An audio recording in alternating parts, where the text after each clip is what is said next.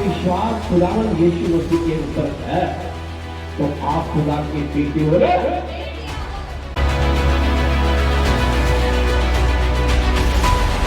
अगर विश्वास में मजबूत रहे तो कोई भी चीज आपको टच भी नहीं करेगी, कोई नुकसान भी नहीं करेगी।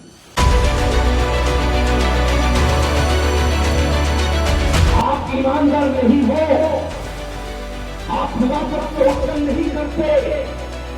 याद रखना, शेर जो है, शैतान जो है, वो आंखों को गिरेगा और फाड़ पाएगा।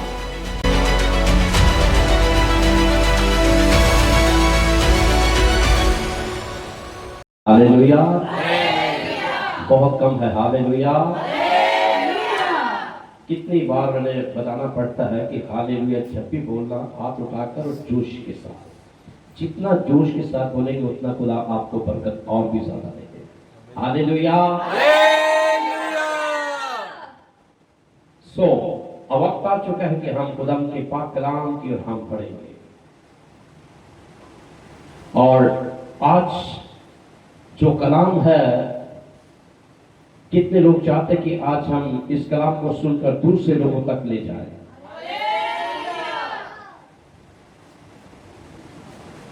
कितने लोग हैं जो बीज को बोते हैं?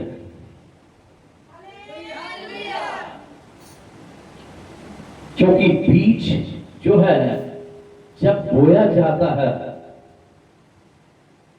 तभी फसल पाता है इंसान। और आज का हमारा मेन सब्जेक्ट जो है वो है बीज बोइए। मेरे अजीजों, बड़े गौर के साथ आज के कलाम को सुने कि खुदावंद क्या कह रहा है कलाम में। जो इंसान बीज नहीं बोता वो कभी भी फसल को नहीं काटेगा, लेकिन जो इंसान बीज को बोता है वही फसल को पाता है। हालेलुया। दानियल नबी की किताब जब हम पढ़ते हैं, उसका 6 अध्याय और उसका 4 और 5 के अंदर लिखा हुआ हमें मिलता है। ध्यान से सुनिए बात को। तब उन वजीरों और नाज़िमों ने चाहा जी कि मुल्कदारी में दानियल पर कसूर साबित करें, लेकिन वो कोई मौका या कसूर ना पा सके जी, क्योंकि वो दयानतदार था और उसमें कोई खता या तकसीर ना थी जी। तब उन्होंने कहा कि हम इस दानियल को उसके खुदा की शरीयत के सिवा किसी और बात में कसूरवार ना पाएंगे। खुदावंद इस पाक कलाम का पढ़ा, सुना, समझा और कबूल किया जाना हम सब के लिए बाइस से बरकत का सबब बने। अजीजों, बड़े ध्यान के साथ कलाम को सुनना। जब आप ध्यान के साथ कलाम को सुनेंगे तो आपके ज़हन में ये बात आएगी कि मैंने आज तक जो बीज को नहीं बोया, आज वो फसल नहीं मैं काट रहा। लेकिन जितने लोगों ने ये बीज को बोया है उन लोगों ने फसल को काट भी लिया है। सो ये वाकया जो है ये उस समय का है जब दारा राजा हुकूमत करता था और वो 62 साल का था। और जैसे ही वो राजगद्दी के ऊपर विराजमान हुआ, उस गद्दी के ऊपर बैठा, तो वो सारी बातों को देख रहा था। अजीजों, 3 बातें आज इस कलाम मुकद्दस के अंदर हम सीखेंगे। अगर कोई नोट करना चाहता है तो कर सकता है, बहुत इंपॉर्टेंट कलाम है ये। सबसे पहली बात पढ़िए इस आयत को दोबारा। तब उन वजीरों और नाज़िमों ने चाहा जी। कि मुल्कदारी में दानियल पर कसूर साबित करें, जी। लेकिन वो कोई मौका या कसूर ना पा सके जी। क्योंकि वो दयानतदार था। सबसे पहली बात दयानतदार। सबसे पहली बात विश्वास योग्य, ईमानदार। ये शख्स जो था, ये राजा दारा के उस जमाना के बीच में राजा के वहां पर था। और ये एक ऐसा शख्स था जो खुदा को, उस खुदा को जो जिंदा खुदा है, उसको मारने वाला शख्स था। तो बाइबल ये बताती है कि बहुत सारे लोगों ने, अधिपतियों ने, अध्यक्षों ने ये इनके ऊपर आरोप लगाया कि इनको किसी तरह से हम फंसाकर इनको हम शेरों की मन के अंदर डालेंगे। लेकिन बाइबल ये बताती है, कलाम ये बताता है कि जैसे ही उसके बारे में इस बात का पता चला कि उस कागज के ऊपर साइन हो चुके हैं, स्टैंप लग चुकी है, मोहर लगी हुई है, लेकिन राजा जानता था कि ये शख्स जो दानियल है, ये विश्वास योग्य है, दानेदार है, ईमान की भीख में बड़ा पक्का है, और ये शख्स जो है इसके ऊपर बहुत गलत आरोप लगाया गया है। अजीजों, बाइबल ये बताती है सबसे पहली बात, दयानतदार। जब हम दयानतदार होंगे, ईमानदार होंगे, विश्वास योग्य होंगे, तो कोई भी ऐसी आफत या कोई मुसीबत या कोई भी ऐसा अटैक अगर आए तो आपको, आपका जिंदा खुदा आपको बचा लेगा। बाइबल ये बताती है, दानियल नबी की किताब 6 अध्याय और उसका 22 और 23 के अंदर लिखा हुआ हमें मिलता है। सुनिए ध्यान से बात को। मेरे खुदा ने अपने फरिश्ते को भेजा, मेरे खुदा ने, हालेलुया, हालेलुया, हालेलुया, मेरे खुदा ने अपने दूत को भेजकर और शेरों के मुंह बंद कर दिए, शेरों के मुंह को बंद कर दिया, और उन्होंने मुझे जरर नहीं पहुंचाया, कोई भी उन्होंने नुकसान नहीं पहुंचाया, क्योंकि मैं उसके हुजूर, क्योंकि मैं उसकी हजूर बेगुनाह साबित हुआ। Hallelujah, hallelujah. कोई दोष नहीं, और तेरे हुजूर भी, और तेरे हजूर भी बादशाह मैंने खता नहीं की, कोई गुनाह नहीं किया।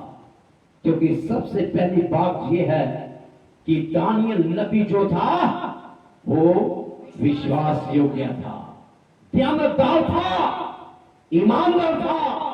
तभी जब शेरों के मन के अंदर डाला गया, जैसे ही ऊपर से नीचे उसको डाला गया, ठीक आते ही एकदम घुटनों के बल आए और शेर चारों तरफ से एकदम उसके पास आए और आकर पूरी रात उसके घुटनों के बल बैठकर उसके मुंह चुप करके बैठे रहे।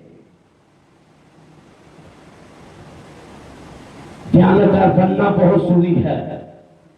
अगर आपके पास विश्वास नहीं है, आप ईमानदार नहीं हो, आप खुदा पर तवक्कल नहीं करते, याद रखना, शेर जो है, शैतान जो है, वो आपको चीरेगा और फाड़ खाएगा। तो दानियल को जैसे ही लोगों ने चुगली लगाई, राजा ने हुक्म किया कि इसको शेरों के मन में डाल दिया जाए।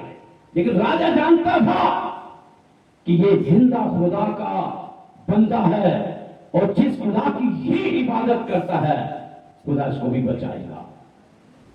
लेकिन एक हुक्म जारी हुआ था, वहां पर जितने भी अध्यक्ष थे, जितने भी अधिपति थे, हाकिम लोग थे, इन सब ने मिलकर उस राजा की उस मोहर को, उस पेन को, उस कागज के ऊपर जिसके ऊपर लिखा गया था कि जो कोई तेरी आवाज को नहीं सुने राजा, ऐसे इंसानों को शेरों के मन में डाल दिया जाए।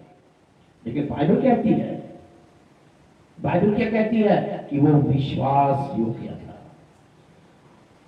आज याद रखना मेरी बात को, इस जगत को छोड़ने के बाद, इस स्थान को छोड़ने के बाद आप लोगों का ईमान परखा जाएगा। अगर ईमान में मजबूत रहे, विश्वास योग्य रहे, खुदा में कायम रहे, तो शैतान आपको टच नहीं करेगा, कोई नुकसान नहीं करेगा। अगर ईमान में कमजोर रहे तो वो आपको कुछ भी नुकसान दे सकता है। तो बाइबल ये बताती है, दानियल नबी की किताब 22:23 के अंदर क्या लिखा है? मेरे खुदा ने अपने फरिश्ते को भेजा। मेरे खुदा ने किसको भेजा? वो है मददगार। फरिश्ते को भेजा और शेरों के मुंह बंद कर दिए, उनके मुंह को बंद कर दिया, और उन्होंने मुझे जरर नहीं पहुंचाया, कोई नुकसान नहीं पहुंचाया। क्योंकि मैं उसके हुजूर बेगुनाह साबित हुआ। किसके हुजूर? परमेश्वर के। परमेश्वर के। कौन सा परमेश्वर? जिंदा खुदा, जिसकी दानियल नबी इबादत करता, उसकी तस्बीह करता, उसकी इबादत में बैठता और शुक्रगुजारी और दुआ में समय बिताता था, क्योंकि वो विश्वास योग्य निकला। आज यहां से जाने के बाद मैंने बताया कि बहुत सारे लोगों के अंदर आजमाइश आएगी, लेकिन अगर विश्वास में मजबूत रहे तो कोई भी चीज आपको टच भी नहीं करेगी, कोई नुकसान भी नहीं करेगी। पहली बात। दूसरी बात कि और तेरे हुजूर भी, ए बादशाह, बादशाह, मैंने खता नहीं की, मैंने कोई गुनाह नहीं किया। बस बादशाह निहायत शादमान हुआ, बादशाह क्या हो गया? खुश हो गया, खुश हो गया और हुक्म दिया कि दानियल को उस्मान से दानियल को उस बंद के अंदर से बाहर निकाला जाए। बस दानियल उस्मान से निकाला गया, जब निकाला गया और मालूम हुआ और पता चला कि उसे कुछ जरर नहीं कोई पहुंचा। उसके ऊपर टच नहीं किया किसी शेर ने। आप जानते हैं कि शेर जो है वो किसका भूखा होता है? शाबाश, मांस का। और जैसे ही इंसान जब सामने आता है वो टूट कर पड़ता है और उसको चीर का वो फाड़ आता है।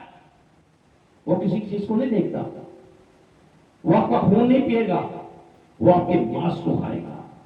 लेकिन पूरी रात दानियल नबी जो था वो पूरी रात घुटने के बल बैठा रहा, जैसे वो पहले करता था, दुआ और प्रार्थना और खुदावंद के आगे शुक्रगुजारी करता था। ठीक इसी तरह वो रात भर बैठा रहा और कोई भी चीज ने उसको नुकसान नहीं पहुंचाया। Hallelujah, hallelujah, hallelujah. दूसरी बात कि दानियल नबी जो है वो परमेश्वर की संतान है। जब आप गलतियों की पत्री पढ़ेंगे उसका 3 अध्याय, गलतियों की पत्री 3 अध्याय उसका 26 जब पढ़ोगे तो वहां पर लिखा हुआ वहां क्या मिलता है? सुनिए। क्योंकि तुम सब उसके ईमान के वसीले से। हेलो, लिखा क्या कहता है? संत पौलुस क्या कहता है गलती के लोगों को? कि तुम सब उस ईमान के वसीले से, उस विश्वास की वसीला से जो मसीह यीशु में है, जो यीशु मसीह पर है, खुदा के फर्जंद हो। अगर आपका विश्वास यीशु मसीह पर है ना, हेलो, अगर आपका विश्वास खुदावंद यीशु मसीह के ऊपर है तो आप खुदा के बेटे हो, फिर आप उसकी संतान हो सकते हो। अगर आपका विश्वास नहीं, आपका ईमान नहीं, तो आप कभी भी खुदा के बेटे और बेटियां नहीं बन सकते। क्योंकि दूसरी बात दिखाई गई है कि परमेश्वर की वो संतान है। और जब 3 का हम 29 को पढ़ते हैं तो उसमें लिखा हुआ क्या मिलता है? पढ़िए। और अगर तुम मसीह के हो, कहता है अगर तुम मसीह के हो। हेलो, कितने लोग मसीह के हैं? कितने लोग मसीह के हैं? कितने लोग मैंने कहा मसीह के हैं? हो गए ठंडे? देखा, यही है मान आपका। कहता अगर तुम मसीह के हो तो इब्राहिम की नस्ल। किसकी नस्ल हो? इब्राहिम की। बरकत किसकी ओर से आई? अब्राहम की ओर से। इस पूरी दुनिया में, पूरी जातियों में, हर कौमों में अगर बरकत आई है तो वो अब्राहम की ओर से आई है। याद रखना इस बात को। अब्राहम के क्या हो? नस्ल। वंश के हो और वादे के मुताबिक। और वादे के मुताबिक वारिस हो। हालेलुया। हम क्या बन गए? हम क्या बन गए? हम क्या बन गए? हम खुदा के बेटे और बेटियां बन गए। हम उसके वारिस हैं और जो वारिस होता ना वो कभी मांगता नहीं है, खुदा उनको अपने आप ही सब कुछ दे देता है। यह है दूसरी बात। तो इसका मतलब ये हुआ कि दानियल नबी जो था ये भी खुदा का क्या था, बंदा, उसका बेटा हुआ कि नहीं? तो हम भी जितने अब्राहम की वंश से हैं हम भी खुदा के बेटे और बेटे हैं। Hallelujah, hallelujah, hallelujah. मैं आपको एक वेद की बात बताऊं, शेर जो है वो कभी भी शेर को नहीं खाता। मैंने कहा शेर जो है वो कभी शेर को नहीं देखा, कभी खाते हुए नहीं खाता।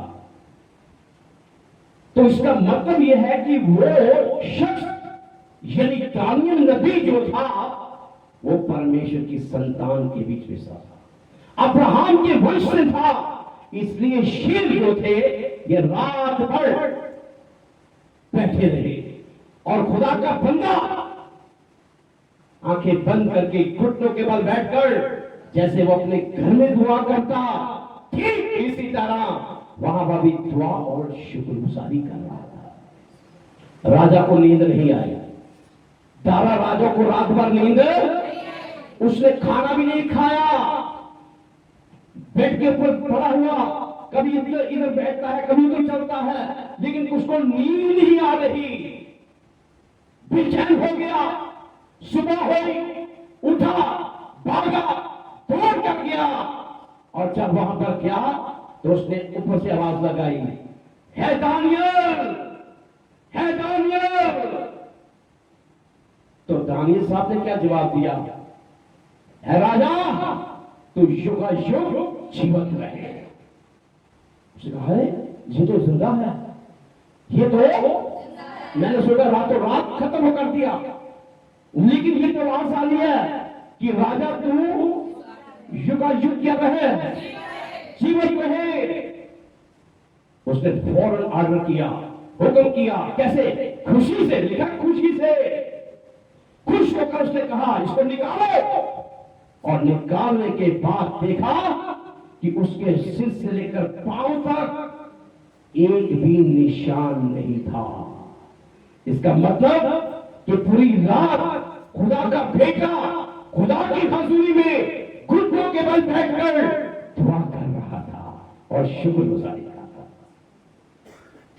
दूसरी बात, अब हम तीसरी बात के ऊपर चलेंगे और तीसरी बात कहता है बीज बोइए।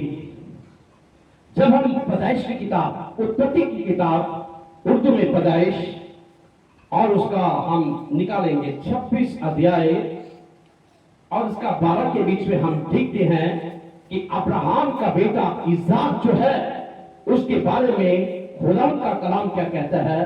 निकालिए उत्पत्ति की किताब 26 अध्याय उसका 12 पढ़िए। और इस्हाक ने उस मुल्क में खेती की, इसाक ने उस जगह के बीच में खेती की और उसी साल उसे 100 गुना फल मिला।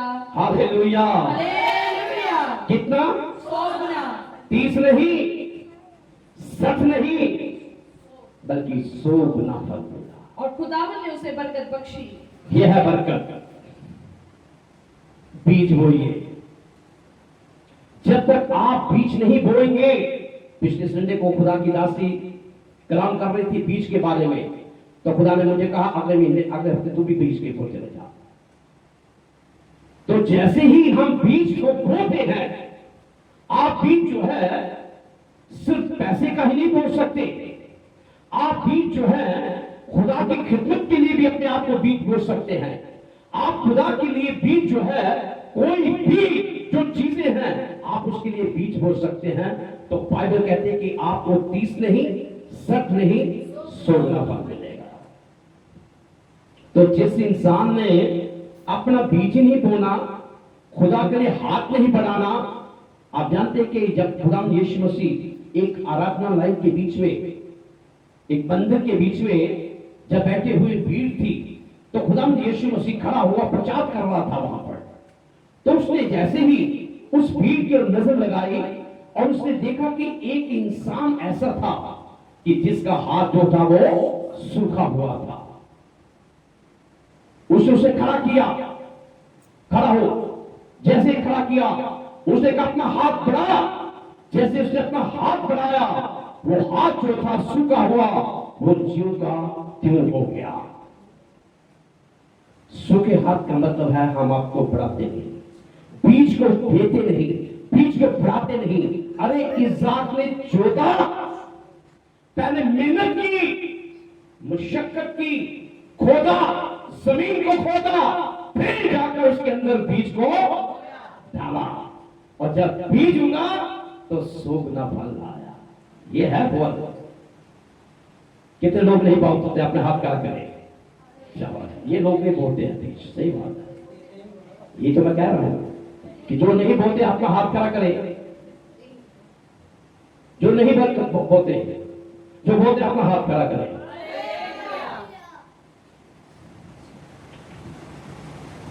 नहीं ना बोलते? कितने लोग बोलते हैं और कितने लोग नहीं बोलते हाथ खड़ा करो? आप नहीं करेंगे। तो इज़ाक ने क्या किया, वहां पर गारा के उस जगह के अंदर जो इलाका था गारा, उसके अंदर उसने खेत को क्या किया, जोता और उसके बीच में बीज डाला और ठीक सोगना फल आया। आप जानते हैं जब सोगना फल उसके पास आया तो वहां का राजा, क्या नाम था उसका? अभिमेलेक। शाबाश। वो क्या कर गया? डर गया। वो डर गया, इस बात के लिए डर गया कि उसने देखा कि हम तो राजा हैं, हमारे पास इतनी धन दौलत सब कुछ है, लेकिन इस शख्स के पास जो है ये सबसे ज्यादा है। इसलिए वो डर के उसने कहा यहां से चला जा और दूसरी जगह के बीच में जाकर खुदा का बंदा इज़ाक जो वहां पर रहने लगा, क्योंकि सबसे ज्यादा अमीर बन चुका हुआ था। यह है बीज बोना। जब आप बीज बोते हैं, जब आप अपनी मुट्ठी को खोलते हैं, अपनी मुट्ठी को बढ़ाते हैं, फिर आपकी मुट्ठी सूखी नहीं बल्कि हरी भरी हो जाती है। और जैसे पहले हाथ होता है ठीक वैसे ही आपका हाथ को बन जाता है। बीज बोना बहुत जरूरी है। जो इंसान ये बीज नहीं बोता वो कभी भी फसल को नहीं काट सकता। Hallelujah, hallelujah, hallelujah. अब एक और मैं बात आपको बताना चाहता हूं। दानियल नबी ने भी बीज बोया। नंबर 1, पहले मैंने 3 बातें आपको बताई। पहला, दानियल क्या था? विश्वासियों की, फिर परमेश्वर की संतान, फिर तीसरी बात बीज को बोया गया। अब दानियल नबी ने बीज को बोया। जब हम दानियल नबी की किताब उसका 6 अध्याय और उसका 10 को पढ़ते हैं तो बाइबल हमें क्या दिखाती है? सुनिए इस बात को भी ध्यान से। और जब दानियल ने मालूम किया, जब दानियल को इस बात का पता चला कि उस नविश्ते पर दस्तखत हो गए, कि उस कागज के पर साइन कर दिए गए हैं, तो अपने घर में आया, वो घर में आया और अपनी कोठरी का दरीचा, अपनी कोठरी का दीचा जो यरूशलेम की तरफ था, जो 5 मंजिल कोठी थी उसके ऊपर जाकर उस जो खिड़की यरूशलेम की ओर खुली रहती थी, ठीक वहां पर बैठकर उसने क्या किया? प्रार्थना करने लगा। और प्रार्थना ही नहीं, बाइबल कहती है वो शुक्रगुजारी भी करता था। जब आप प्रार्थना में बैठते हो, जब आप प्रार्थना करते हो, साथ में परमेश्वर का धन्यवाद भी किया करो कि परमेश्वर आपका धन्यवाद कि आपने मुझे जिंदगी दी। प्रभु आपका धन्यवाद कि मुझे सेहत दी। प्रभु आपका धन्यवाद कि आपने मुझे बैठने की तौफीक दी। प्रभु आपका धन्यवाद आपने मुझे वचन पढ़ने की तौफीक दी। इस तरह शुक्रगुजारी भी साथ साथ करते जाओ, क्योंकि इसी तरह आप बीज को बोते जाओगे। ये दानियल क्या किया? जब पता चल गया कि उस कागज के ऊपर क्या हो गए हैं? साइन हो गए हैं, स्टेप लगी है, छाप लगी है, और अब मैंने जाना है। लेकिन ठीक वो जाकर जैसे आम रीति की तरह हो जाता था घर में, और जाकर 3 दफा वो प्रार्थना करता था और शुक्रगुजारी करता था। क्योंकि दानियल ने भी बीज को बोया। और बाइबल ये बताती है, आगे चलकर सुनिए ध्यान से क्या कहता है वो।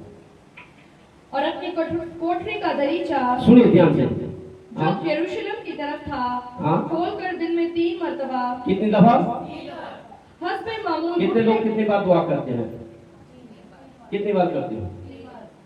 आप 3 बार करते हो। और कौन कौन करता है? कौन कौन करता है दुआ? कितनी बार करते हो? 3 बार। एक बंदा 3 बार, एक बार, 2 बार, और 4 बार, और तो वो 3 दफा दुआ करता था और साथ में शुक्रगुजारी भी साथ में करना हमारे लिए। तो इसका मतलब ये था कि वो बीज बो रहा था। दानियल नबी क्या कर रहा था? जो बीज बो रहा था, ठीक इसी तरह जब वो शेरों के मंद के अंदर था, इसी तरह वही दुआ भी कर रहा था और शुक्रगुजारी भी सेम वहां पर भी करता रहा। वही जो अपने घर में करता था, वही शेरों के मंद में भी कर रहा था, और ठीक शेरों के मुंह जो थे वो खोले के खुले रह गए, चुप करके बैठे हुए। रात को जब हम अपनी दुआ में बैठे हुए थे 10:30 बजे के बाद, तो हमारा डॉगी जो है कैंडी, इसको पता है दुआ में बैठे होते हैं, सीधी छलांग लगाकर वो भी ऊपर आके वहां कर लेट कर सो गया हमारे पास, सेंटर के बीच में। हम चारों कोनों में बैठे हुए, वो हमारे बीच में आकर बैठ गया और वहां पर लेट जाता है। ये मैंने 2 बार देखा उसको। और जब तक हमारी दुआ नहीं खत्म होती तब तक वो आराम से सोया था। उसको पता दुआ कर रहे, प्रार्थना कर रहे। इतना समझदार है वो। एक जानवर इतना समझदार है कि ये प्रार्थना कर रहे, बोल तो नहीं सकता, समझता है कि ये दुआ कर रहे हैं, लेकिन बैठ तो लाओ। अरे जब हम बैठते हैं, दुआ करते हैं, प्रार्थना करते हैं, शुक्रगुजारी करते हैं, तो खुदा हमें तमाम उन शेरों के मुंह को बंद कर देता है। कोई भी आपके ऊपर शैतान हमला नहीं कर सकता। यह है दानियल का, क्योंकि दानियल ने भी क्या किया? बीज को बोया। हालेलुया। आगे दूसरी बात, शेरों ने भी बीज को बोया। कितने लोग ईमान रखते हैं शेर भी बीज बोते हैं? कभी देखा शेर को बीज बोते हुए? देखा? नहीं देखा? चलिए हम देखते हैं दानियल नबी की किताब, उसका 6 अध्याय और उसका 21 और 22 पढ़ेंगे कि दानियल को शेरों ने नहीं खाया, बल्कि दानियल को यहूदा का शेर भी कहा जाता है। Hallelujah, hallelujah. दानियल को शेर ने नहीं खाया, क्योंकि दानियल जो है वो यहूदा का शेर है। इसलिए दानियल नबी की किताब 6 अध्याय उसका 21 और 22 पढ़िए। तब दानियल ने बादशाह से कहा, ऐ बादशाह, अब तक जीता रहे। क्या कहा? मैंने पहले बताया, वो अंदर पूरी रात क्या कर रहा है? शेरों के मंदिर में पूरी रात घुटनों के बल बैठा हुआ वो दुआ कर रहा है और खुदा की शुक्रगुजारी कर रहा है। और शेर जो है चारों तरफ घेरा डालकर मुंह को खोलकर बैठे हुए हैं। और बाइबल ये बताती है कि शेरों ने भी फास्ट रख लिया, उन्होंने भी रोजा रख लिया, कि कोई भी अपना फैसला कर लिया कि कोई भी इस शख्स को नहीं खाएगा। रोजा रखा, इसका मतलब यह है कि शेरों ने भी बीज को बो दिया। अगर शेर बीज बो सकते हैं, दानियल बीज बो सकता है, इसहाक बीज बो सकता है, तो हम लोग क्यों नहीं बो सकते? कितने लोग चाहते हैं कि हम बीज बोए?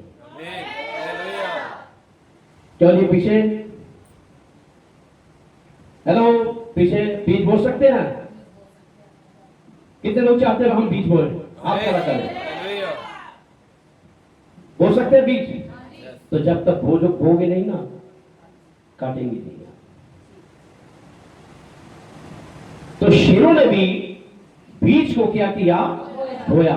तो बाइबल कहती है जब राजा ने उसे आवाज लगाई, हे दानियल,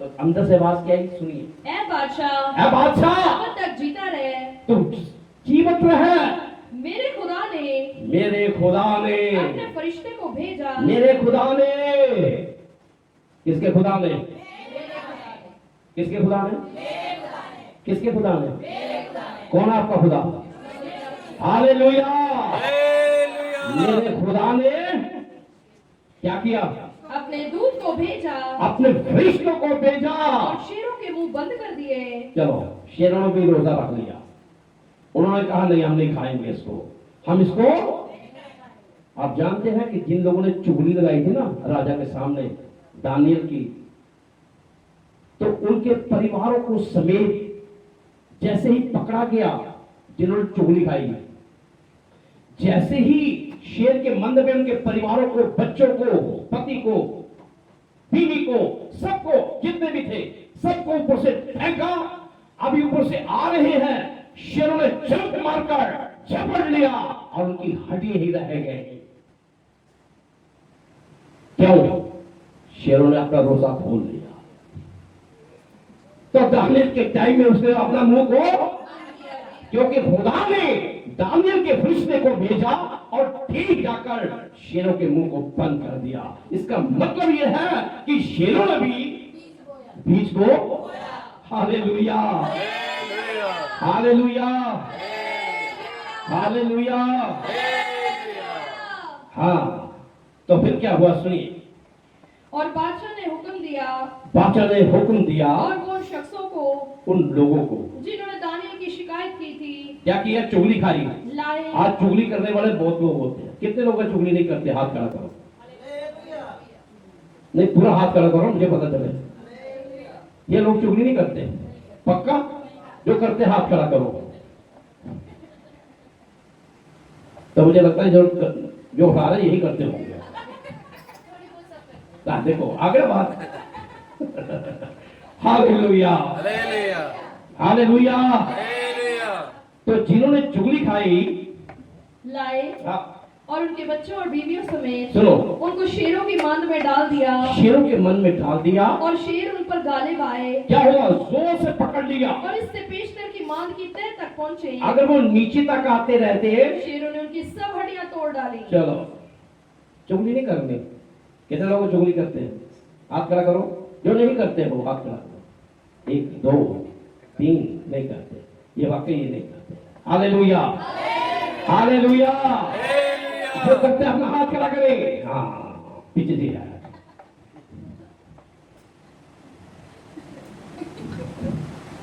क्यों जी, करते हो कि नहीं? शाबाश, बहुत अच्छा करते हो, नहीं करते, और करना भी नहीं चाहिए, ठीक है। चुगली बाइबल कहती है शेरों के मन में डाल दिया, शेर के नीचे अभी आते ही नहीं, उन्होंने शेर ने चपट लिया उनको, उनकी हड्डियों को चबा दिया। तो फिर क्या हुआ, तब दारा बादशाह ने सब लोगों और कौमों और अहले लुगत को जो रोए जमीन पर बसते थे नामा लिखा, तुम्हारी सलामती अफसून हो। मैं ये फरमान जारी करता हूँ कि मेरी ममलुकात के हर एक सूबे के लोग दानियल के खुदा के हुजूर तरसान और लर्जान हो। Hallelujah, hallelujah. सब लोगों को अनाउंसमेंट कर दिया गया कि दानियल का परमेश्वर जो दुआ को सुनने वाला है। जो खुदा दुआ ही नहीं सुनता तो वो कैसे जवाब देगा आपके सवालों का, देगा? तो जो खुदा सुनता है तो वो आपकी आने वाली मुसीबतों से भी आपको बचा सकता है। Hallelujah, hallelujah. तीसरे नंबर पर और हम देखेंगे परमेश्वर ने यानी खुदा ने भी बीज को बोया। कितने लोग ईमान रखते हैं? एक ही ने एक ही आदमी। हालेलुया, परमेश्वर ने भी बीज को बोया। जब हम यूहन्ना रसूल की अंजील उसका 3 अध्याय और उसका 16 को पढ़ते हैं, लिखा हुआ मिलता है, पढ़िए। क्योंकि खुदा ने दुनिया से ऐसी मोहब्बत रखी, बाइबल कहती है खुदा ने इस जहां से, इस जगत से, इस संसार से ऐसी मोहब्बत की कि उसने अपना इकलौता बेटा कि कि बख्श उसने दिया, अपना इकलौता बेटा बख्श दिया, दे दिया, ताकि जो कोई उस पर ईमान लाए जो कोई उस पर विश्वास करे हलाक ना हो, नाश ना हो बल्कि हमेशा की बल्कि जिंदगी हमेशा पाए। की जिंदगी। तो इसका मतलब है कि खुदा बाप ने भी अपने बेटे यानी इकलौते बेटे को बख्श दिया। किसके लिए? आपके लिए, मेरे लिए, और जितने सुन रहे हैं हम सब के लिए इस बेटे को इस धरती के पर कुर्बानी के लिए दे दिया। बीज बोया कि नहीं? इकलौता बेटा है उसका, प्रभु यीशु मसीह, उसको दे दिया इस संसार के लिए, कुर्बान कर दिया इस संसार के लिए, हलाक कर दिया, मारे गया, कूटा गया, फिर तीसरे दिन मुर्दों में से जी उठा। हालेलुया। तो इसका मतलब कि परमेश्वर इस संसार से क्या करता है? वो आपसे प्यार करता है, वो खुदा आपसे मोहब्बत करता है, आपसे प्रेम करता है।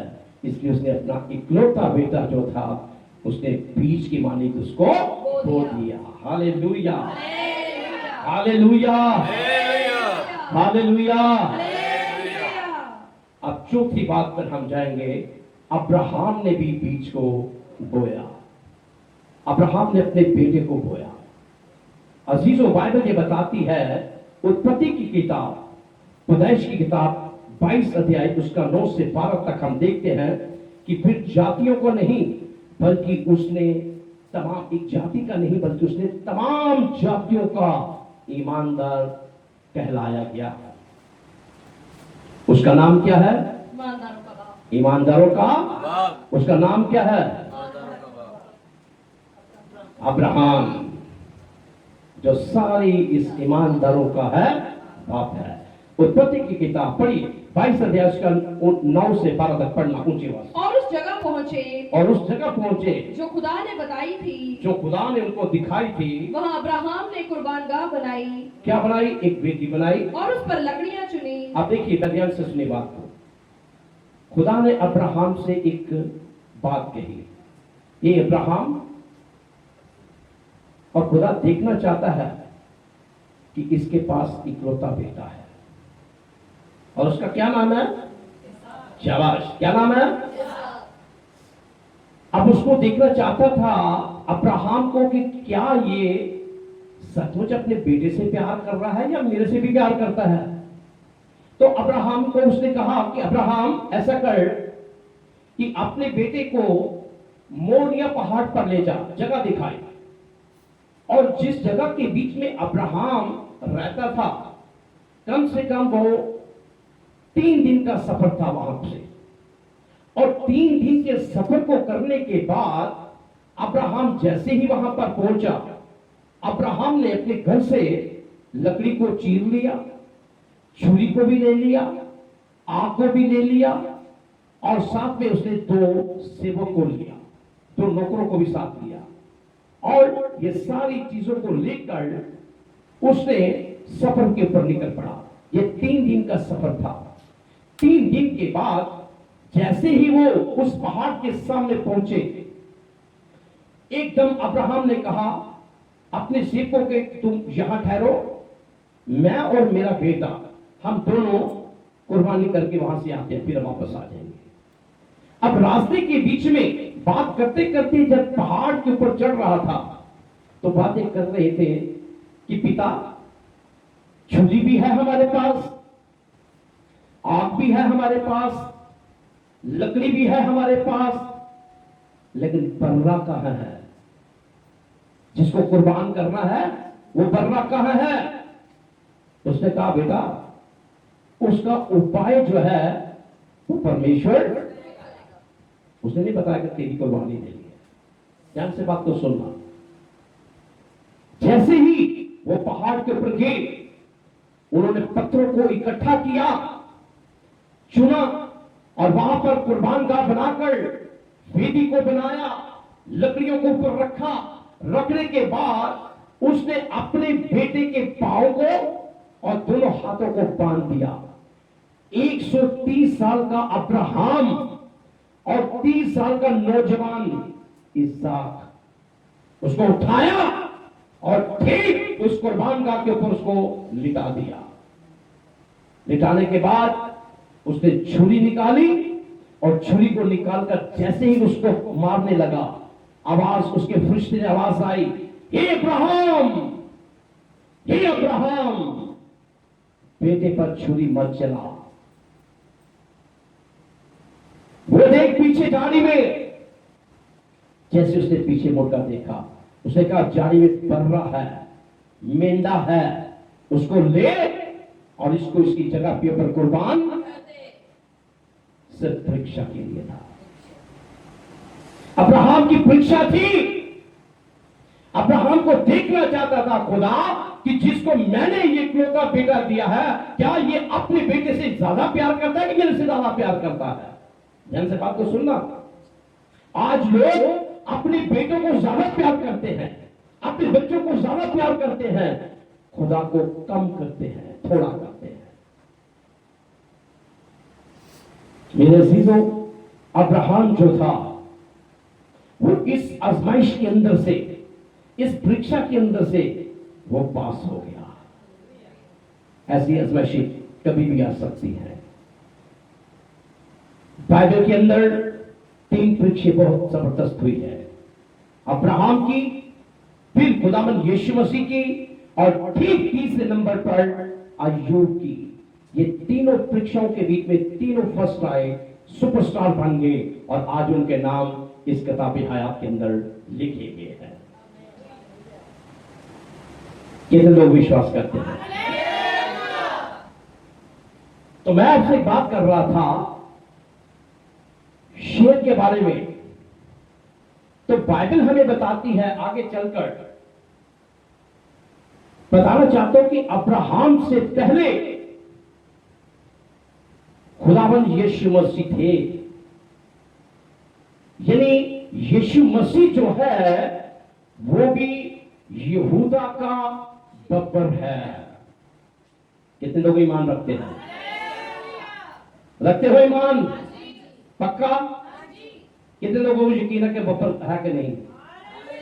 वो बब्बर शेर है कि नहीं? कितने लोगों जिनको यकीन नहीं है? हाथ खड़ा करो। चलिए, प्रकाशित वाक्य की किताब उसका 5 अध्याय, उसका 5 के अंदर हम पढ़ेंगे। ध्यान से सुनना। पहली बात, प्रकाशित वाक्य 5 का 5 पढ़ी। और जो तख्त पर बैठा था, और जो तख्त पर बैठा था, मैंने उसके दाहिने हाथ में किताब देखी। जो तख्त के ऊपर बैठा था, सुनिए, कौन तख्त पर बैठा था? पिता परमेश्वर। यहां पर आप ध्यान से सुनिए, यूहन्ना आरिफ किस किताब के अंदर लिखता है? प्रकाशित वाक्य की किताब में लिखता है कि जो तख्त पर बैठा था, मैंने उसके दाहिने हाथ में किताब देखी। मैंने उसके दाहिने हाथ में किताब को देखा, जो अंदर से और बाहर से लिखी हुई जो थी। अंदर से और बाहर से लिखी हुई थी, और उसे 7 मोहरें लगाकर बंद किया गया था। आगे। फिर मैंने एक जोरावर फरिश्ते को बुलंद आवाज से ये मनादी करते देखा जी। कि कौन इस किताब के खोलने हाँ। और उसकी मोहरें तोड़ने के लायक है। जी। और कोई शख्स आसमान पर हाँ। या जमीन पर या जमीन के नीचे उस किताब के खोलने या उस पर नजर करने के काबिल ना निकला। जी। और मैं इस बात पर जार जार रोने लगा हाँ। कि कोई उस किताब के खोलने हाँ। या उस पर नजर करने के लायक ना निकला। जी। तब उन बुजुर्गों में से एक ने मुझसे कहा, अब सुनिए, बुजुर्गों में से एक ने कहा कि रो नहीं, मत रो, देख देख, यहूदा के कबीले का वो हालेलुया, हालेलुया। यहूदा के कबीले के बीच में से वो बब्बर वो बब्बर जो दाऊद की असल है, जो दाऊद की असल है, उस किताब और उसकी 7 मोहरों खोलने के का खोलने के लिए गालिब आया। हालेलुया। हालेलुया। तो यदि वो जो तख्त पर बैठा हुआ था, खुदावंद यीशु मसीह जो है वो भी यहूदा का बब्बर है।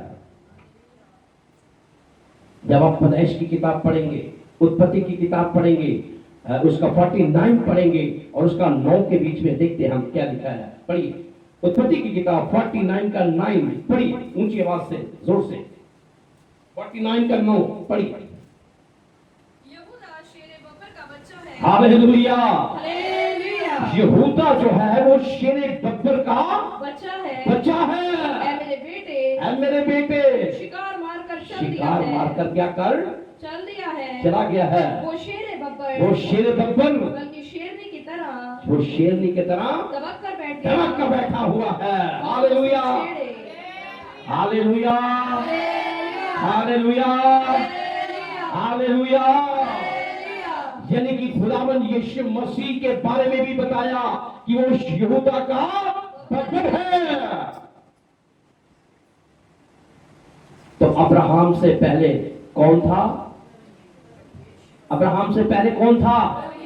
खुदावंद यीशु मसीह। हालेलुया। अब्राहम बाद में आया, यीशु मसीह पहले का था, याद रखना। इसलिए बाइबल हमें यही सिखाती है कि यहूदा को बब्बर शेर भी कहते हैं। जो हमने उत्पत्ति की किताब 49 का 9 के अंदर पढ़ा, उसका मतलब यह है कि यहूदा का बब्बर शेर भी उसको कहा जाता है। इसलिए बीज को क्या करना है हमने? बीज को क्या करना है? बोना है। बीज को क्या करना है? बोना है। किस तरह से बोना है? आज से ही हम शुरू करेंगे। कितने लोग चाहते हैं कि हम आज से ही शुरू कर दें बीज बोना? बहुत कम है। कितने जो लोग चाहते हैं बीज बोना? अगर आप बीज बोएंगे तो चाहे कोई भी मुश्किल आए, कोई भी प्रॉब्लम आए, कोई भी दुख आए, कोई भी तकलीफ आए, कोई भी ऐसी बातें आए, तो खुदावंद एकदम आपके मसलों का हल करेगा। जैसे दानियल नबी की किताब के अंदर हमने देखा, 3 बातों को सीखा। दानियल विश्वास योग्य था, दूसरी कि वो परमेश्वर की संतान में था, तीसरी वो बीज को उसने बोया। फिर आगे चलकर हमने देखा दानियल ने भी बीज को क्या किया? बोया। हालेलुया। फिर दूसरी बात, शेरों ने भी बीज को, फिर परमेश्वर ने भी बीज को, फिर अब्राहम ने भी बीज को। जब आप भी बीज को बोओगे तो आप भी शेर बब्बर की माने बन जाओगे, उसके बेटे और बेटियां बन जाओगे। इसलिए आज का कलाम आप सबके लिए, आपके ग्रामों के लिए, आपके परिवार के लिए और सुनने वालों के लिए सबको खुदा बरकत आशीष मामूल करे। आमीन।